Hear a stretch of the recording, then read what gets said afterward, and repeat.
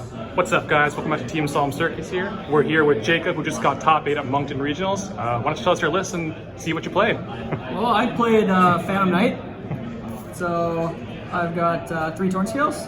I mean, it conflicts with Rite of Aramis here, but you still want as many starters as you can. So it in itself is full combo, so I feel like you kind of have to play 3. 3 boots, 3 cloak, and 2 gloves.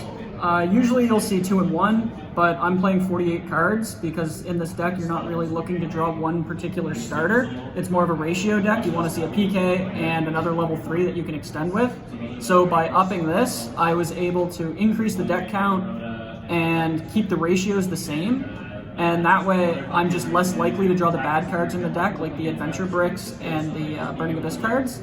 So I thought that was really good, and I feel like 48 or 51 cards is the way to go with this deck. For extenders, we've got the 2 Psychic cards, a Kagemusha Knight, mostly so that Broda doesn't just have to search a PK, it can search a Kagemusha or an extender as well. Both dangers, they're good. Sometimes you'll get hit with Droll and it really sucks on a danger, but it's good because you have a lot of cards to discard. Good extenders, also dark. 3 Temple.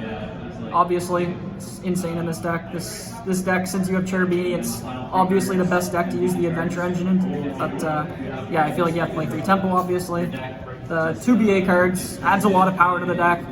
At one point, I tried siding them out, and I hated myself for it, so I would never recommend it. I feel like you have to play these cards. It just makes for link climbing and makes everything a lot easier to do, a lot easier to play through boards. And 1 Wandering Griffin Rider, no Illegal Knight. I feel like it's just another bad card you don't want to draw, and Wandering Griffin helps you do Evenly and Nib, which kind of cook the deck. 1 Rhoda for the spells.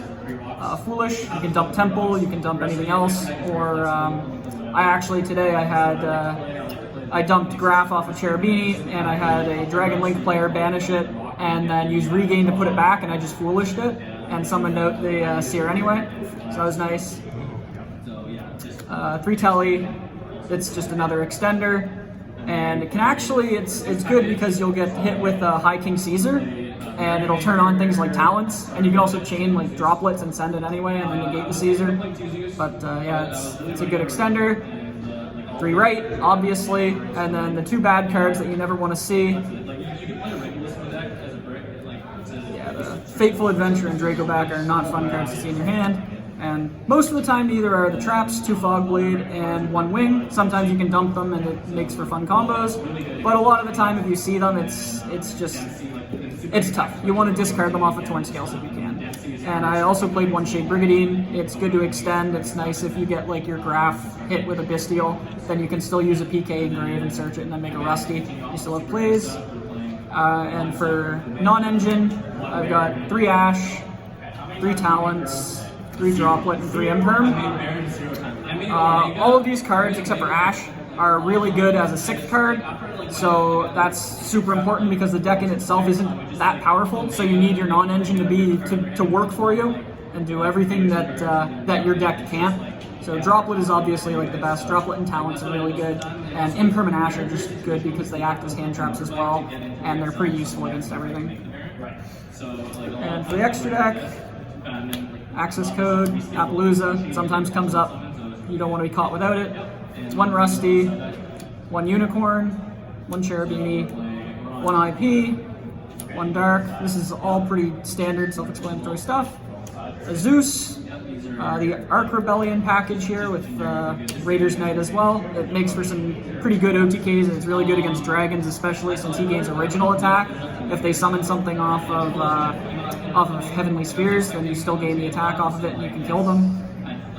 1 Nightmare, usually you'll end on Nightmare Rusty and either Wandering Griffin or some traps, depending on your hand and how well it is. Usually 1 Fogblade and a Nightmare is pretty standard.